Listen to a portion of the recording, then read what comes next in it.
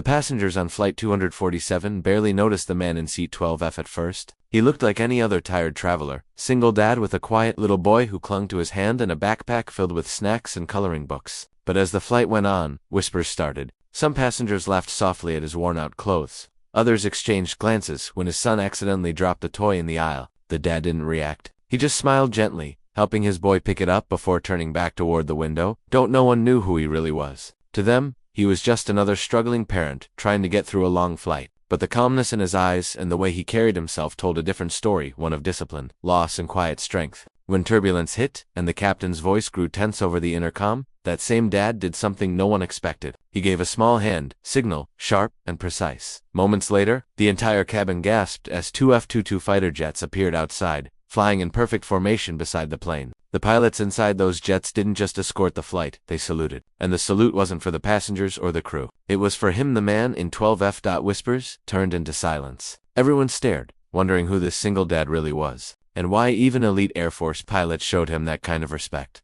The cabin was silent except for the steady hum of the engines. Even the flight attendants, who had been briskly serving drinks moments before, stood frozen in the aisle, staring out the window. The little boy in 12F looked up at his father, his small fingers still gripping the man's sleeve. "Daddy," he whispered, "are they here for us?" The man gave a faint smile and rested his hand on his son's head. "Just keep your seatbelt on, buddy," he said softly, his calm voice carrying a quiet authority that didn't match his simple appearance. People began whispering again, this time with curiosity instead of mockery. A businessman from row 11 leaned over to the woman beside him and muttered, "No civilian knows that hand signal. He must be military." The woman nodded slowly, her eyes still locked on the fighter jets that held their formation with uncanny precision. The flight attendant approached carefully, her voice trembling slightly. "Sir, do you know what's happening?" The man looked up, his gaze steady but unreadable. "Everything's under control," he replied. Then, almost as an afterthought, he added, "They just recognized an old friend." It wasn't the answer anyone expected, and it only deepened the mystery. Who was this quiet single dad that the Air Force would salute mid?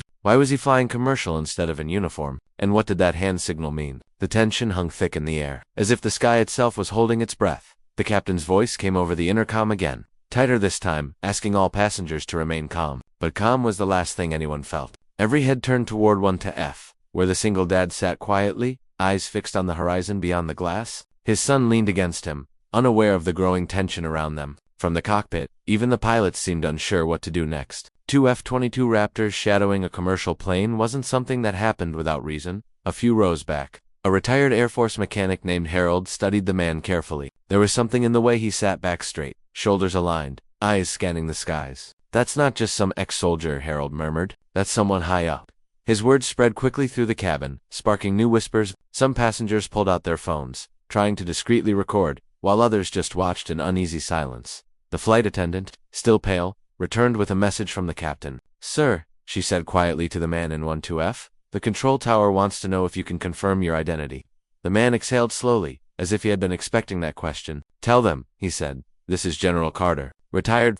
The name sent a ripple through the plane. Harold's eyes widened. General Nathan Carter, the one from Operation Skywave. But before anyone could ask more, the jets outside dipped their wings in acknowledgement, then suddenly broke formation, disappearing into the clouds, leaving behind a silence heavy with unanswered questions. The cabin buzzed with nervous energy as the name General Carter spread from row to row. Passengers who had once rolled their eyes at the single dad now looked at him with a mix of awe and confusion. The flight attendants exchanged glances, clearly shaken but trying to maintain professionalism. Outside, the F-22s had vanished into the clouds, but their sudden appearance and the way they'd saluted still echoed in everyone's minds. The captain requested that everyone stay seated, but even he sounded unsure. "Ladies and gentlemen," his voice crackled through the speakers, "we're communicating with ground control for clarification. Please remain calm."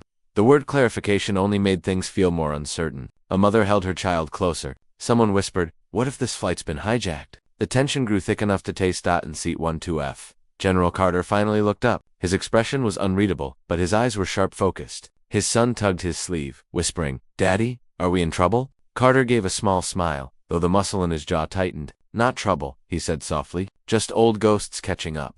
Then, without warning, the cabin lights flickered. The plane tilted slightly, and the passengers gasped as the seatbelt signs blinked again. Carter's eyes darted to the window. Two dark shapes reappeared in the distance. They weren't flying escort this time. They were signaling, the same coded hand gesture he'd used before.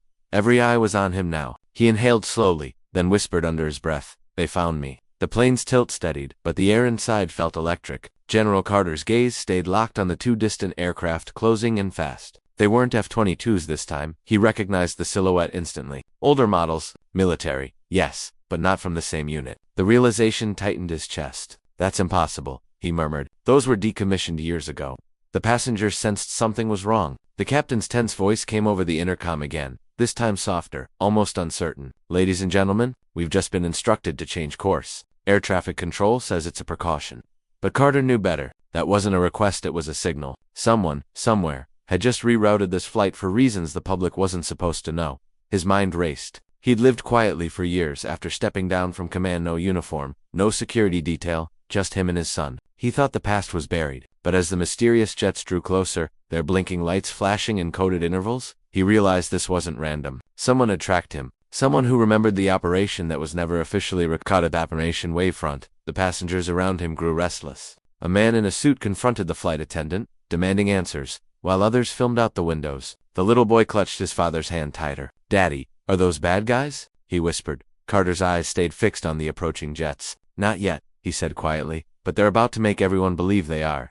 The passengers braced as the two unknown jets drew closer, flying low and fast. The captain's voice came through again, sharper now, ordering everyone to stay seated. Panic began to ripple through the cabin, but General Carter stayed calm, his eyes tracking every movement outside. He could read the light signals flashing from the lead jet. 3 short bursts, then one long. It was a message from a forgotten protocol, something only a handful of people on Earth would still recognize.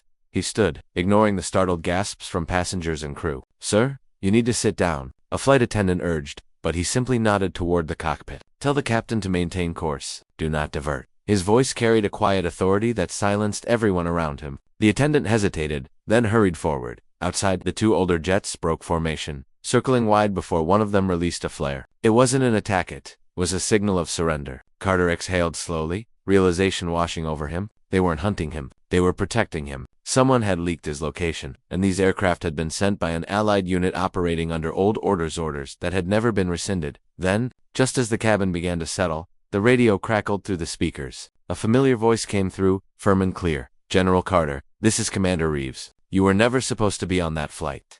Carter froze, eyes widening. "Reeves," he whispered, "but you're—" He stopped mid-sentence. The voice on the radio finished softly, "I know, and that's exactly why they're coming for both of us."